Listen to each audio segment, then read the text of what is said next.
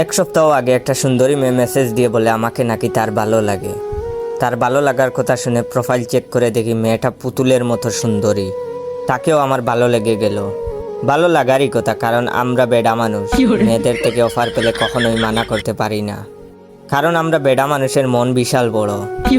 যাই হোক, তার সাথে কয়েকদিন কথা বলার পর আমাকে বলল তার মা বাবা নাকি কালো ছেলে পছন্দ করে না, তাকে পেতে হলে আমাকে সুন্দর সাদা হতে হবে। আমি টেনশনে পড়ে গেলাম, কালা থেকে সুন্দর হব কিভাবে? সে বলল টেনশন নেওয়ার কিছু নেই, একটা ফেসবুক পেজের লিংক দিচ্ছি, সেখান থেকে ক্রিম ক্রয় করে ব্যবহার করলে নাকি এক সপ্তাহের মধ্যে সুন্দর হয়ে যাব। তাড়াহুড়া করে পেজে মেসেজ দিয়ে ক্রিম অর্ডার করলাম 15 পিস, কারণ ওনারা নাকি 15 পিসের কম বিক্রি করেন না। টাকা পেমেন্ট করার পর ক্রিম পাঠায়, তারপর তাকে মেসেজ দিলাম ক্রিম পেয়েছি।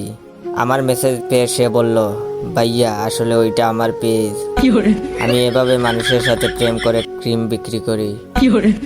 আমাদের মতো সহজ সরল মানুষের মন নিয়ে এভাবে খেলাটা কি ঠিক হলো? আপনারাই বলেন।